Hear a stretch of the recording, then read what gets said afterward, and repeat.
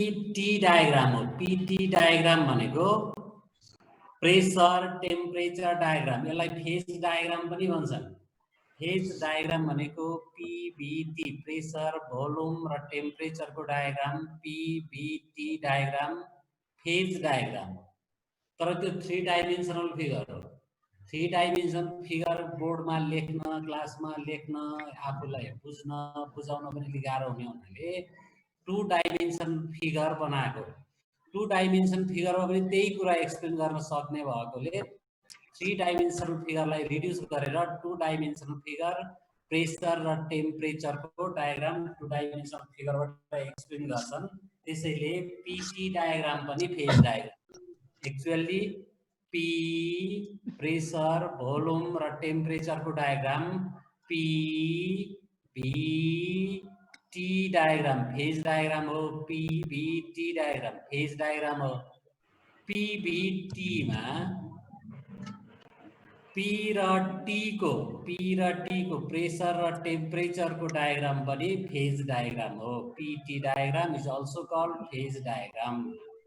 यो पनि 3 dimension फिगरकै explain गर्न सकिन्छ। 2 डाइमेन्सन मात्रै छ, प्रेसर र टेम्परेचर मात्रै छ। बोल्दै गरौँ है, बिबिजो बोल्दै गरौँ है।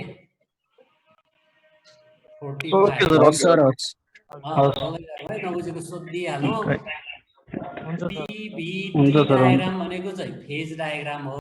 अब म सुरुदेखि भन्छु। पहिले भेन der वाल इक्वेसन निकालेको थियो। भेन der वाल इक्वेसन भनेको ideal gas equation PV = RT 1 मोल ग्यासको लागि त्यो इक्वेसनलाई स्लाइटली मोडिफाई गरेको। त्यो इक्वेसनलाई किन मोडिफाई गर्नु पर्यो भनेदेखि त्यो इक्वेसन डिराइभ गर्दाखेरि सर्टेन कन्डिसन लिएको छ। त्यो कन्डिसन कुनै पनि रियल ग्यासले फलो गर्दैन। त्यही हुनाले त्यो इक्वेसनलाई स्लाइटली मोडिफाई गर्नु परेको। टेम्परेचर हाई छ, प्रेसर धेरै कम छ भने त झनै त्यो इक्वेसन भ्यालिड पनि हुन्छ। तर अरु कन्डिसनमा प्रेसर बढ्यो, टेम्परेचर धेरै घट्यो र डिफरेन्ट टेम्परेचर एब्सोल्युट 0 सम्म पुग्नु पर्यो हामीले त त्यो सबै टेम्परेचरमा चाहिँ भ्यालिड भएन। त्यसैले त्यो इक्वेसनलाई स्लाइटली मोडिफाई गर्नु पर्यो भनेको थियो अस्तिको भेन der वाल इक्वेसनमा। यो अहिले चाहिँ त्यही भेन der वाल इक्वेसनकै कन्टिन्युटी गरेको। यसमा क्रिटिकल टेम्परेचर र क्रिटिकल प्रेसर गरेको। क्रिटिकल टेम्परेचर भनेको the minimum temperature at which the substance can be converted into liquid by applying pressure. त्यो टेम्परेचर भन्दा बढी भयो भनेदेखि जतिसुकै प्रेसर लगाए पनि त्यो ग्यास लिक्विडमा चेन्ज हुँदैन। बलमा ग्यास भरियो, प्रेसर बढाई गरियो भने त्यो बल फुट्छ। बल त के ठुलो भेसल, बलियो थिक स्ट्रङ मेटालिक भेसलमा ग्यास राखेर प्रेसर मात्रै लगायो, त्यो सिलिन्डरलाई थिच्यो भने सिलिन्डर फुट्छ। सिलिन्डर भित्रको ग्यास लिक्विडमा चेन्ज हुँदैन भनेको। एक कुकिङ ग्यासकै प्रेसर कुकरलाई पनि प्रेसर लाको लाई गर्यो भनेदेखि बाहिरबाट है, भित्रबाट हैन, बाहिरबाट प्रेसर लाको लाई गर्यो भने प्रेसर कुकर फुट्छ। तर प्रेसर भित्र ग्यास राखेको छ भने त्यो ग्यास लिक्विडमा चेन्ज हुँदैन। किनभने भित्रको ग्यासको टेम्परेचर, जनरली पर्मानेन्ट ग्यासको टेम्परेचर त रुम टेम्परेचर भन्दा बढी नै छ, त्यसैले लिक्विडमा चेन्ज हुँदैन। त्यसैले सर्टेन टेम्परेचर भन्दा कम टेम्परेचर छ र प्रेसर पनि बढाइयो भने लिक्विडमा चेन्ज हुन्छ। त्यो भन्दा कम टेम्परेचर छ भनेदेखि लिक्विडमा चेन्ज हुँदैन। जस्तो कार्बन डाइअक्साइड 31.5 डिग्री सेल्सियस भन्दा बढी टेम्परेचर भयो भने जतिसुकै प्रेसर लगाए पनि त्यो लिक्विडमा कार्बन डाइअक्साइड ग्यास लिक्विडमा चेन्ज हुँदैन। त्यस्तै यो पीटी डायग्राम एक्चुअली मैले अघि भने फेज डायग्राम हो। प्रेसर, भोल्युम र टेम्परेचरको डायग्राम पीटी डायग्राममा यहाँ क्रिटिकल टेम्परेचर, क्रिटिकल प्रेसर र क्रिटिकल भोल्युम देखाएको छ। त्यो भनेको क्रिटिकल पोइन्ट हो। त्यहाँबाट पनि देखिन्छ होला, यो पोइन्ट भनेको क्रिटिकल पोइन्ट हो। यो पीटी डायग्राम प्रेसर र टेम्परेचरको डायग्राममा क्रिटिकल पोइन्ट भन्ने लेखेको छ। यहाँनिरको पोइन्टको point critical point. Critical point भनेको क्रिटिकल टेम्परेचर, क्रिटिकल प्रेसर र क्रिटिकल भोल्युम तीनवटा 3 डाइमेन्सन अघि मैले भनिसके। त्यो फेज डायग्रामको इन्टरसेक्ट हो क्रिटिकल पोइन्ट। अब यहाँ अर्को पहिले सुनोकै कुरा गरौँ। पहिला यहाँ ट्रिपल पोइन्ट भनेको छ, यहाँ देखिन्छ पनि होला स्क्रिनमा, देखिन्छ सर। बोल्दै गरौँ है। यो पोइन्ट चाहिँ अहिले यहाँ रातोले घेरेको पोइन्ट चाहिँ ट्रिपल पोइन्ट हो। यो 11 मा पढेको थियो।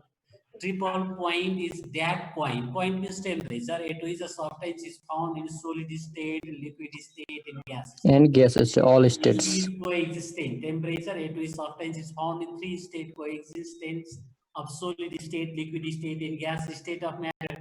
यो पोइन्ट भनेको ट्रिपल पोइन्ट हो। पोइन्ट भनेको टेम्परेचर हो। बोइलिङ पोइन्ट भने जस्तो फ्रिजिङ पोइन्ट भनेको जस्तै यो पनि ट्रिपल पोइन्ट हो। बोइलिङ पोइन्ट अफ वाटर कति ल सुन्नेले भन्नु त एन्सर दिइहाल भने छिटो। Boiling point of water sir प्रेसरमा भेरी हुन्छ सर। यसलाई हामी फिक्स गर्न प्रेसरमा भेरी हुन्छ सर, फिक्स भन्न सकिदैन कति हो भनेर। धेरैको एन्सर आयो, धेरैको एन्सर आयो। ल जे भए पनि म आफै भन्छु अब। बोइलिङ पोइन्ट भनेको सुन्नु है, वाटरको बोइलिङ पोइन्ट मैले क्लासमा पनि भनेको थिएँ, सेक्सन बी मा चाहिँ भनेको थिएँ है। बी मा चाहिँ मैले क्लास लिन्थेँ मैले, अहिले पनि त्यही बी मै लिने गरेको। 100 डिग्री सेल्सियस पनि हुन्छ, 50 डिग्री सेल्सियस पनि हुन्छ, 10 डिग्री सेल्सियस पनि हुन्छ, 5 डिग्री सेल्सियस पनि हुन्छ, 1 डिग्री सेल्सियस पनि, सबै बोइलिङ पोइन्ट हो।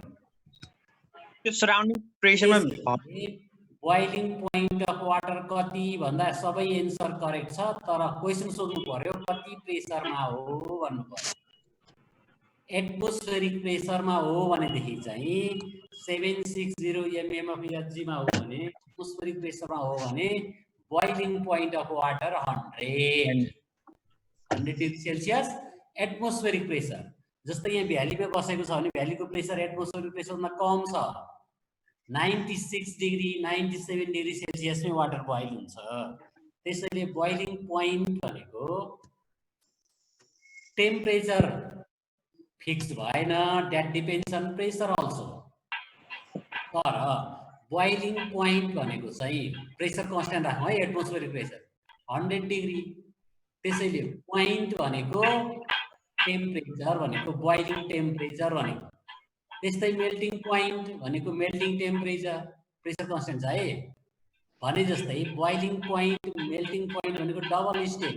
डबल स्टेट किन भनेको भनेदेखि 0 डिग्री सेल्सियसको वाटरको पनि टेम्परेचर हो, 0 डिग्री सेल्सियस आइसको पनि टेम्परेचर हो, सोलिड स्टेटको टेम्परेचर पनि हो, लिक्विड स्टेटको टेम्परेचर पनि हो। दुईटै स्टेटको कोएक्जिस्टेन्स पोइन्ट हो 0 डिग्री सेल्सियसमा नर्मल प्रेसर छ भने। त्यसैले बोइलिङ पोइन्ट भनेको डबल पोइन्ट भयो। डबल पोइन्ट यो सेन्समा भनेको कि दुईटा स्टेटको कमन टेम्परेचर, दुईटा स्टेट भनेको सोलिड स्टेटको लिक्विड स्टेटको कमन टेम्परेचर। त्यस्तै यो ट्रिपल पोइन्ट भनेको चाहिँ तीनवटा स्टेटको temperature. The temperature at which substance is found in solid state, liquid state and gas state. स्क्रिनमा हेर्दै गरौँ, यो फेज डायग्राम हो। फेज डायग्रामलाई पीटी डायग्राम पनि रिप्रेजेन्ट गर्छ, अघि भनिसकेँ मैले। यो टेम्परेचर पोइन्ट है, यहाँ मैले रातोले घेरा लगाएको पोइन्ट, यो पोइन्ट यतातिर लिक्विड छ, यो पोइन्टमा यतातिर गयो भने सोलिड छ, यो पोइन्टबाट यतातिर लाग्यो भने भ्यापर छ। यहाँ देखेकै छ, भ्यापर छ, लिक्विड छ, सोलिड छ। त्यसैले यो पोइन्टलाई तीनवटा स्टेटले टच गरेको छ, एउटा सोलिड स्टेट, एउटा लिक्विड स्टेट, अर्को ग्यास स्टेट। तीन देशको सिमानाको कमन पोइन्ट भने जस्तै भयो क्या यो। So this point is triple point. यो पोइन्ट भनेको चाहिँ ट्रिपल पोइन्ट हो। यहाँ पनि टेम्परेचर वाटरको लागि हो भनेदेखि चाहिँ 0.0075 डिग्री सेल्सियस हुन्छ।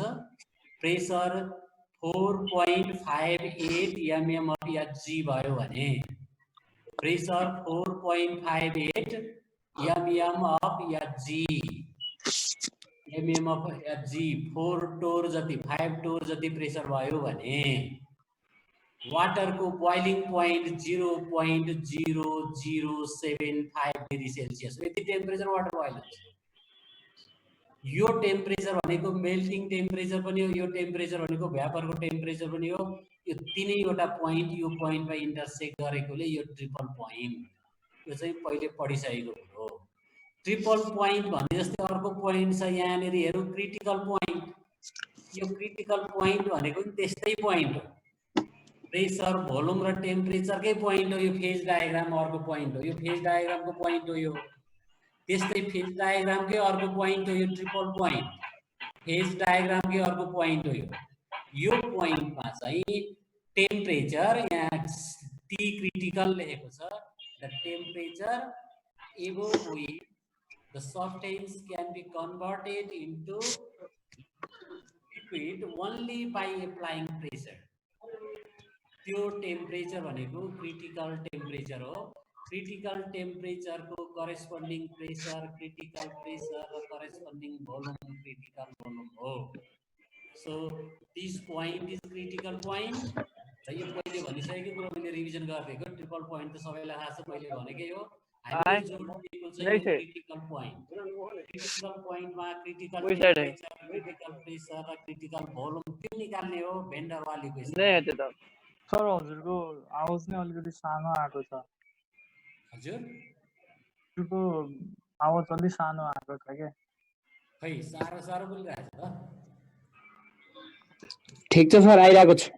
ल त्यो प्रश्न कसले बोलेको एकदम क्लियर आयो है, त्यो चाहिँ त्यतिको छ सर एकदम।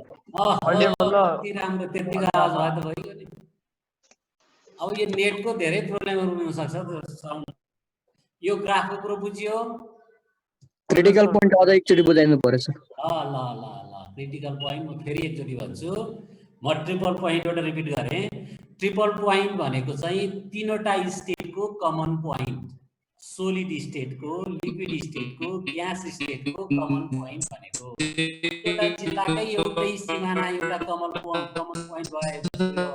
ताप्लेजुङतिर यस्तो पोइन्ट छ, लिम्पियाधुरातिर अहिले सबैले सुनेकै छ, त्यो तीनवटा देशको सिमाना परे जस्तै यो पोइन्टबाट अलिकति एकतिर लाग्यो भनेदेखि लिक्विड छ, अर्कोतिर लाग्यो भनेदेखि सोलिड छ, अर्कोतिर लाग्यो भनेदेखि ग्यास छ। तिनैवटाको common point coexistence of three state भने जस्तै। अब क्रिटिकल पोइन्ट चाहिँ हेरौँ है, त्यो भनेको त पहिलेको रिभिजन गरेको। क्रिटिकल पोइन्ट भनेको चाहिँ क्रिटिकल टेम्परेचर, क्रिटिकल टेम्परेचरको corresponding volume critical volume, corresponding pressure critical pressure. यहाँ चाहिँ दुईटा पीटी डायग्राम भएकोले दुईटा त यहाँ देखि पनि हालेको छ, क्लियरली देखिएको छ दुईटा चाहिँ। यहाँ भोल्युमको एक्सिस चाहिँ राखेको छैन के, अघि भनेको नि यो त 3 डाइमेन्सनल फिगर हुनु पर्ने थियो, पीभीटी डायग्राम हुनु पर्ने थियो, फेज डायग्राम हुनु पर्ने थियो। तर यो दुईटा डायग्राम, यो वाइ एक्सिस र एक्स एक्सिस, अर्को जेड एक्सिस यहाँ देखिएको छैन। त्यसैले दुईटा एक्सिस प्रेसर र टेम्परेचरको एक्सिस यो पोइन्टमा, यो क्यू पोइन्टमा इन्टरसेक्ट भयो। यहाँ भोल्युम पनि यही इन्टरसेक्ट हुन्छ। त्यसैले यो क्यू पोइन्ट भनेको टेम्परेचरको लागि टीसी भयो, प्रेसरको लागि पीसी भयो, भोल्युमको लागि सी भयो। तिनै इन्टरसेक्ट भएको पोइन्ट भनेको चाहिँ क्रिटिकल पोइन्ट हो। क्रिटिकल पोइन्टले डिटरमाइन चाहिँ के गर्छ? अब भन्दै जान्छु पहिले क्रिटिकल पोइन्ट भनेको के हो भन्नेसम्म कुरो बुझौँ। क्रिटिकल पोइन्ट भनेको चाहिँ क्रिटिकल प्रेसर, क्रिटिकल टेम्परेचर र critical volume 3 dimension X Y Z एक्सिसमा डायग्राममा तीनैवटा क्रिटिकललाई एउटै ठाउँमा ल्याएर इन्टरसेक्ट गराइदियो भनेदेखि त्यो पोइन्ट हुन्छ क्रिटिकल पोइन्ट। यो पनि 3 स्टेटलाई रिप्रेजेन्ट गर्छ। यो कसरी आयो भनेदेखि यो टेम्परेचर हो, यहाँनेरि टेम्परेचर यति भयो भनेदेखि जति प्रेसर लाग्ने लिक्विडमा चेन्ज हुन्छ। यहाँनेरि चाहिँ टेम्परेचर आइपुग्यो भनेदेखि यो लिक्विडमा चेन्ज भयो। सुनिरहेछ? सुनिरहेछ सर। यतातिर आयो भने त यो लिक्विडमा चेन्ज भइहाल्यो, केही भन्नै परेन। यतातिर आयो भने लिक्विडमा चेन्ज भयो, योभन्दा माथि भयो भने लिक्विडमा चेन्ज भएन। यो पोइन्टमा चाहिँ जस्ट लिक्विडमा चेन्ज भयो। त्यसैले यो टेम्परेचर क्रिटिकल टेम्परेचर भयो। त्यो क्रिटिकल टेम्परेचरको करेस्पोन्डिङ प्रेसर यहाँ भन्ने हो भने यो करेस्पोन्डिङ प्रेसर, अघि मैले क्यू लेखेको थिएँ, क्रिटिकल प्रेसर भयो। अर्को जेड एक्सिस पनि ल्याउने हो भनेदेखि त्यति बेलाको भोल्युम क्रिटिकल भोल्युम भयो। कुरो बुझिन्छ? बुझिरहेछ सर। स्लाइडमा जाउँ। ल भनौँ है, कुरो बुझेर मात्रै भन्नु। अर्को जग्गा हुन्छ। ल यसैलाई नै रिपिट गर्ने हो, यही कुरोलाई म फेरि यहाँ रिपिट गर्छु।